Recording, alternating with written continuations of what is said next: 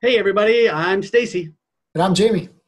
All right, I have a loaded question for the community today. Has the coronavirus changed PE priorities? About a month ago, we put out a survey that had over 100 responses and found that building relationships was a top priority to consider when teaching in your classes. Now, ironically, the survey also listed integrating technology near the bottom of our priorities. So, going back to the question, have the PE priorities changed with the coronavirus? That is what we're going to explore, and we can't wait to hear your input on this topic. Welcome, physical educators. This is Thinking PE. Because FIED is more than just fun and games. I'm Stacey Nelson. And I'm Jamie Seneca. And it's our goal to dig deeper beyond the activities that make your class awesome. So buckle up and join us on this journey.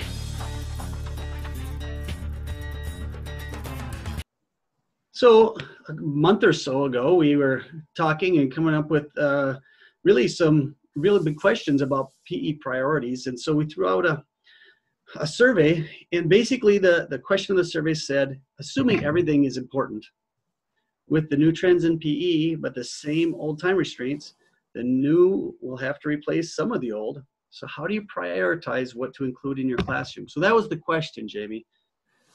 Yeah, and we made the greater FIED community choose out of the 10 priorities that we listed, from aligning standards, activity time in class, building relationships, fun, skill work, assessing and grading, integrating technology, mindfulness, cross-curricular, and gamifying. We had people list their top priorities out of those 10 areas. And clearly, a couple came out on the top. Yeah, they did.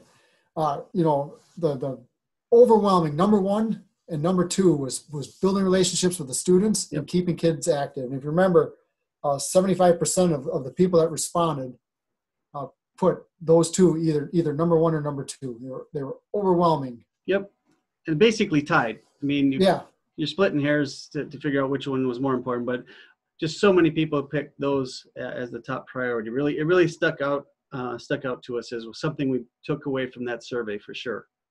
Yeah, definitely. So what does that mean now? Why are we looking at this now? Looking at it now, I think what was found, there was a clear bottom to the survey as well. And the one that was on the bottom was integrating technology. Interesting. 83% didn't even rank it in their top 6. Yeah. So. And it just feels like there's been a little bit of a shift.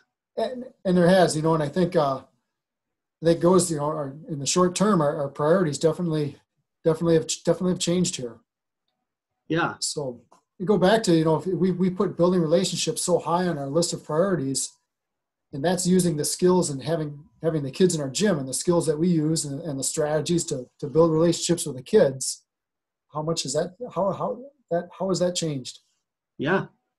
I mean, it feels like we've all just kind of been thrown, at least in Minnesota, the government kind of threw this at us and said, hey, you got 2 weeks to figure this out. You gotta have kids still learning in 2 weeks, but you can't see them. It's like, okay. So we're kind of scrambling. I'll be honest, I've been really impressed with the PE community at large. Been really impressed with the big companies, really impressed with the leadership, the people have stepped up to create and have some resources out there. I mean, if you go out there, there's a lot out there. I've been really impressed so far. I think the one thing that we find is there's a lot of resources out there to keep kids active. Absolutely. And that was one of those high priorities right up there with building relationships, was keeping the kids active. And there's a lot of links and there's a lot of activities, and you just go on YouTube and there's a ton of ways to keep kids active. Yep. My concern though is, we also said building relationships was high on that priority list. So I think there's a bit of that missing. There sure is. Yeah, I don't know. It's been interesting to know where that falls. I haven't seen much out there at all on how to really go about building relationships, other than I guess I've seen some teachers personalizing some videos. Yeah. Some directions, rather than just posting a link to somebody else's dance video that the kids follow along. How do you connect with the students when you can't connect with them in the gym? How do you get that personal interaction? Yeah. Something as simple as feedback. You can't. Yeah.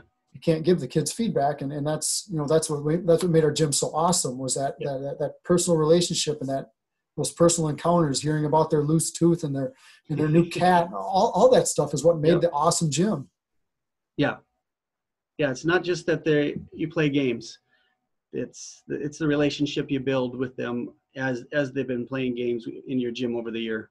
And I would add, not just the relationship we build with the kids, but also the student to student interactions as well. That's a really good point. A simple game that we play, if we're playing a 4-square game, or taking turns hula hooping, and you just give them that opportunity to be creative, and they have somebody to be creative with.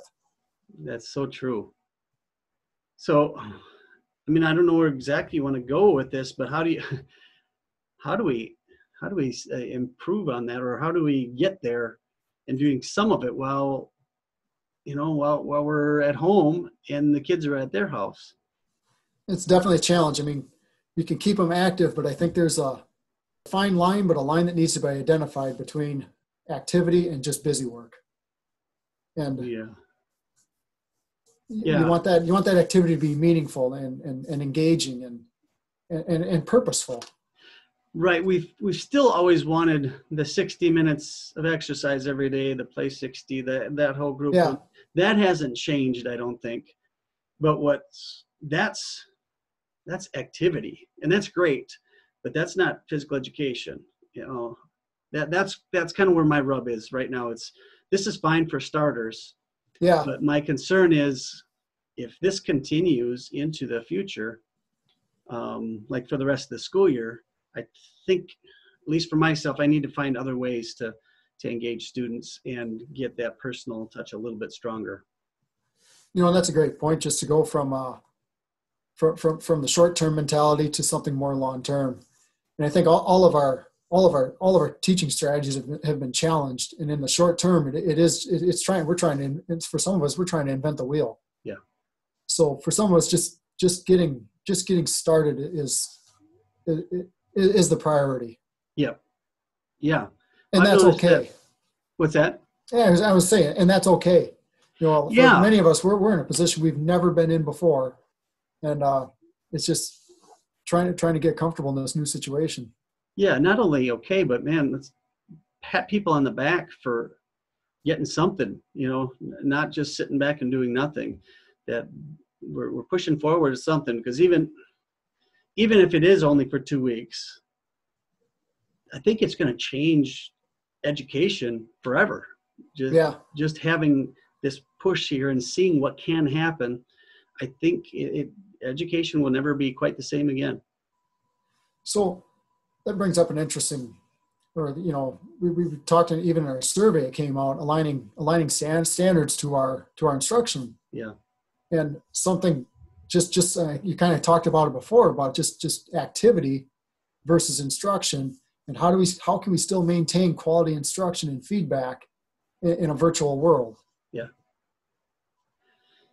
Yeah. Well, that's a second loaded question. No, I don't, we didn't come on here to have all the answers. We're kind of discussing it and trying to figure things out. I know for me and my colleagues, and I have a student teacher right now, and we're all trying to figure that out. And we're exploring the platform of Google Classroom to see what that adds beyond just sending worksheets home with ideas, or just putting a link on my website. I found my website still to be very valuable to add other things and that, but the idea of the classroom, the Google Classroom, or that type of thing, feels like it's got potential for that interaction we were talking about before. And I think in a post or another discussion with you, Jamie, you talked about designing a lesson with intention, where the student goes from this to this to this to this to this, like we do in the classroom, and they're not just clicking links. It's you guiding them through a video, and then here's the next activity, and they submit something, and you give them feedback. It just feels a lot more guided and purposeful. And you don't have statistics to back this up, but you were making a comment that you believe that engagement will go up just because it's housed in a very specific form. It's not just a well, that's a cool link. That looks like a fun, dance that I'd like to dance to. You put that same video inside a construct of a well laid out lesson plan. It just feels to me like you're going to get more. I mean, we won't know until next week, I guess, but. Well, and to add to that is you also include your face and your voice in those videos, whether it's even if you're gonna do a YouTube video, just have an introduction at the beginning of it that has your face or your voice, or a second link that they can click of you doing that video. And I think that just creates that personal interaction. Yeah. That we can't have in the gym anymore. No, I'm with you. I really believe that's going to add a lot to the whole structure of it, and depth. I guess depth is the word I'm looking for. It's gonna make that learning a lot deeper, and then you can include other things in there. Just for instance, what I was talking to you about our first lesson we're going to do. We just came from doing kids heart challenge, so we were talking about heart rate and all that kind of thing, what it means and getting your heart rate up. So I've added a couple of videos of myself pausing and checking the pulse with them for a certain amount of time so they know what that means. Okay, that's your resting heart rate. And now move into the warm-up, and now we're moving into the activity. And at the end, let's check it. Let's see, did you get up to over 150 or 180?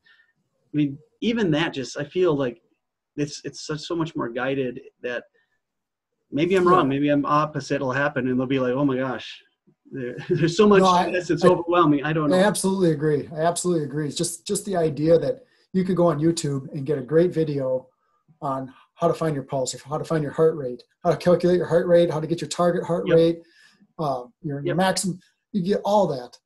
Or you could make a 2-minute video with your voice and your face. Yep. And I think you triple your student engagement. Huh. And I don't have the data to back that up. That's a personal. It's your face. The kids adore you in the gym. You're a hero. You're making me blush, Jamie. Yes, but they can't have that anymore. And now they get that chance to see you. It's just like when they see you in the grocery store. Right. Or wherever. You're a rock star. Yeah. Yeah. And that's the part that we have to still provide to them. Yep. So we had a next topic we were going to touch on about, the title of it was, what is actually fun? I looked even at the NFL Play 60, some of their stuff, and man, there's just all sorts of exercises and that kind of stuff. And I think they are fun, and they're well done, professionally put out. But I just have a curiosity after, I've been teaching elementary for 8 years now. I just don't know how long that's going to be engaging for them. Even if I just do jumping jacks in my class, I can even bore second graders with enough jumping jacks. So I think we need to find out and really have a discussion around what is really fun for kids and how to make it fun. Well, I should turn my webcam around, and you can see a whole stack of videos over here of P90X, Xfinity, yoga videos, and those aren't near as engaging as just going to the gym. And when you're committed with a group of people, and how quickly those workout videos, which were great, and I did them, but how quickly they get pushed to the side. And everyone has their New Year's resolutions, how quickly those fade away. So it's finding that, finding something that's engaging. It's got to be different, it's got to be exciting, and it's got to be challenging. How about the kids, your own kids? Did you have them doing those videos with you? The P90X and Xfinities? Yeah, any of those types of things? No. Okay, so you're just kind of talking from personal experience. From personal experience. Yeah. Okay.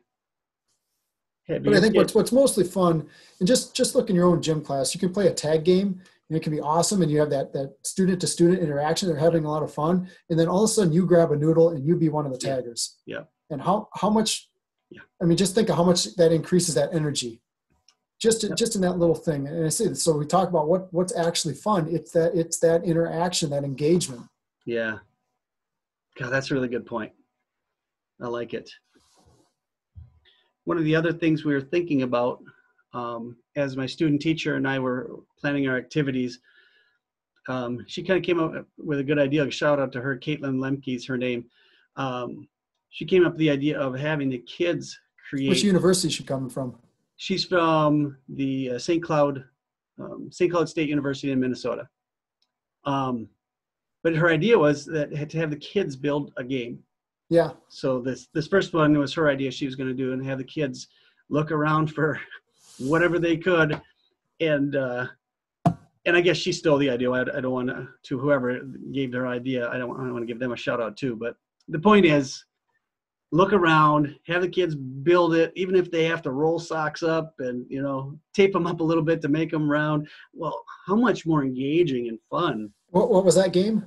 That's called skee ball. I'm sorry, I probably didn't even say that, did I? Okay. Yeah. No. So she had designed a game called skee ball, like you've seen, and lots of different ways to do it. Take a piece of cardboard as the ramp and get some laundry baskets, and then we're having the kids actually design how to score it, the points.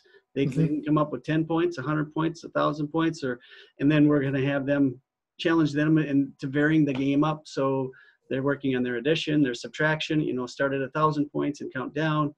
Just lots of variations. And that's part of the game, is having them come up with the rules and then change them. Change the rules, see how that changes the game. If the game too easy, we'll move back, or steepen the ramp. And so, again, Google Classroom allows us to ask some of those questions at the end to say, hey, how did you adapt the game to make it more exciting, to make it more challenging? And then they turn in this Google survey that has the answers, then we can get back to them. And so we're still looking for more and smoother ways. I'd love for them to be able to videotape themselves doing it and then show us. And there's probably some people out there that can tell us the easiest way to do that. But yeah, that just her idea with that. Sorry to babble on about it, but the point is, we're excited about that. That's engagement to me. Now we're just working on underhand throwing. It's maybe a long way to get there, to have them go round up laundry baskets and build a ramp and do all this. But I think you mentioned it early, Jamie, when we were talking about this. If we don't engage them the first couple times, they're gone. I think you said it. The parents are just going to send them out and play. If it's just a matter of clicking on a video and it's a kind of okay, that was okay, we might not get a second chance of them coming back.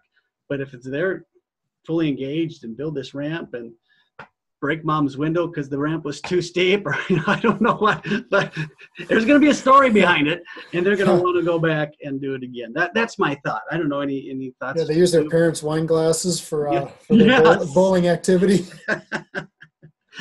Those would be great videos to send back and share with the rest of the FIAD community.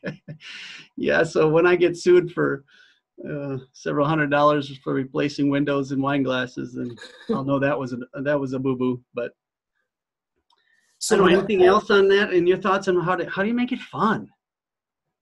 Well, I think that just that engagement piece that you're talking about there, and if you could get a couple of kids to send examples of ways that they created that game, that's more of that engagement piece, and it sounds overwhelming to start. And it probably is. And that's why in this, in the short term, again, we're all, you find it might be just creating one short video and sending that out versus just a link.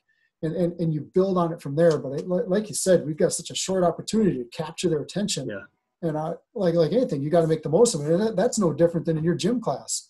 Whether you have a 25 or 40-minute class, you've got one time a week or whatever it is. You got to catch them for that little amount of time. So a lot's changed, but really nothing's changed. Yeah. So here's a question.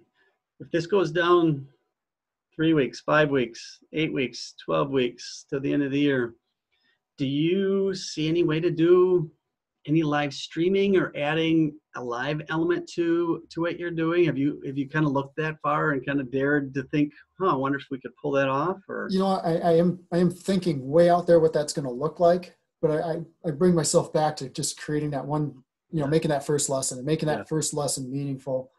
And I hear a lot of the barriers right away, and even it's in school we tell all of our kids to have that growth mindset and but unfortunately I don't hear a lot of that from the teaching community though. It's more, you hear the barriers. Well, what if nobody's going to be home to click that link? What if they don't have the access to technology? And those are, it's all very, very true. Yep. Those are obstacles we have to overcome, but that's not a reason. That's not a reason not to do something. Yep. You know, you're going to do jump rope. What if the kids don't have a jump rope or whatever it might be? You know, many kids probably don't have a jump rope, but many kids probably do. Right. So just like in class, we do an activity and we learn how to adapt. We learn how to differentiate and provide challenge by choice. You know, we're taking baby steps here with the distance learning. So I think once we do a few lessons, then all of a sudden we start to learn how to adapt and meet the kids' needs that might not have the resources that we want them to. Yeah, I think you're right in that. You know what's been encouraging is the people I've been talking to. The first conversation we had was, oh no, what ifs, can't do that. That, you know, it was just a little bit more hesitant, more of that overwhelmed. And again, we got to be fair to everybody. You know, different personalities handle all this stress different. Some people, their spouse lost their job, you know, so everybody's at a little different place. But after a week to work on it, a lot of people had that first thing out there. They had their first lesson plan, that first little whatever. And then it was just a fun conversation. People were possibilitizing. Now I got that. Now what can I do? And it just, again, it shows to me that the teaching profession is not full of slackers. It's full of people. You give them time, you give them a few resources, you give them time, and they're gonna produce to the best of their ability. And they're gonna, like you said, I'm looking out there, but I got to make that first one first. Mm-hmm. But that's where people go now that you got the first one under your belt. Now we're like, okay, how can I make the second one a little better? And then, you know, even mention that to that group that we were going to do this discussion. Like, they've never been interested as much in what we're doing, but they're like, hey, when are you going to post that? I want to listen to that discussion. I want to hear what are their ideas. And now all of a sudden everybody's fully in, and it's really encouraging to me. Just help them get started, and I think you're going to see great things from our PE profession. You know, let's go back to the survey, and the dead last response was integrating technology, and by a long shot. Yep. Wasn't that important? Wasn't that big a deal? Yep. And like I say, everything's the same, but everything's very different. You know, and I look to just integrating technology. Just think of that end product again. Yeah. Think of all the skills that we'll build in distance learning that we'll be able to bring back to the gym that day that we can actually return. Yeah. What if we spend the whole rest of the year online, and we do get to a point where we're doing a little bit of live streaming? We do get to a point where kids are used to videotaping themselves doing a activity, sending it to you, and you responding and sending it back. That doesn't have to stop just because we're in the school building next year. We can do some, you know, or this can really help us launch that extra 60 minutes of activity time. What a better way to extend the learning outside the gym. Yeah.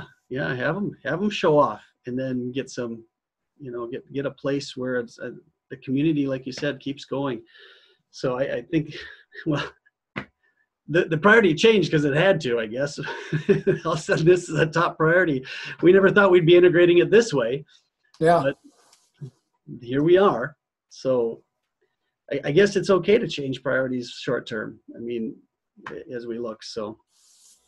You know, and that'll help us develop those skills and the strategies that are to bring us back to our original priorities. Yeah. Yep. Is there another piece you wanted to touch on here about? So is there anything else you've been seeing or hearing? We talked about the Google Classroom a little bit, which provided us that opportunity to little bit of engagement there where they can turn something in and you can respond to it. Personalized videos. I think that's going to be a big one. I think so. It feels like that's within the range of most teachers' comfort. Not really comfortable, but within range of grabbing and say, yeah, I can do that. I can do that for my students. You know, and it's something as simple as just a message using your phone. Yep. And then shooting that out in an email. Yep. You know, I think most districts have where you can email all the students' student contacts, the parents. You know, just a general email with your voice and face, I think is going to go a long ways. Yeah. And it goes back to when you start talking about the well-constructed lesson. I think that's going to be important in the long run. 2-week lesson. You can have 2 random lessons to fill in it, just like if you had a sub. Yep. For 2 days and the sub was not capable of doing your lesson plan, and they just pulled out the parachute that day. Well, it's not the end of the world, but I think in long term we really need to put together some well-constructed activities to get kids from A to B and really be able to assess, did they get there? Just like a well-written lesson plan, it has to be there. And that's something we haven't even touched on was the assessing part. And that's a whole new set of challenges. Yep. But go back to that growth mindset. It's we assess in the gym. How are we going to be able to do it? In that virtual world. And I think like anything else, it just starts small. Create that one assessment. Yeah. And build on it from there. Yeah. Well, and Google certainly has some tools for us. Yeah. That can at least get us started for that first tool. We'll probably develop better things later, but that first tool, they're there for sure. Very interactive. So, to wrap this up, I think we just need to remember that it's okay to start slow, though, and those short-term priorities they've changed in the short term. So the answer to the question is, PE priorities have changed. But I think we can develop the skills and the strategies to get us back to those original priorities, and I think that's going to be important for our students and for our profession. Yeah, it'll be interesting to hear what other people have to say. I hope there's a lot of engagement around this. We're by no means here to stop the conversation, more just kind of introduce it and get it going. Yeah, so absolutely. Email us, connect with us on Twitter. Comment on the bottom of the YouTube page here, but we definitely want to hear your input, hear your comments, and most hear what you're doing. How are you personalizing things? Yeah, I would love to hear and see people what they're doing with their each lesson. Put them out there, not just what you're doing, but how you're doing it, how you're personalizing it. Like you said, Jimmy. That engaging part. Yeah. So a couple quick shout outs that we gathered from. We got some lesson ideas, and it was Open PE, Shape America, and for our state, Men's Shape, and then PE Central and the American Heart Association. Yeah, I think they did a nice job. Put out some great resources.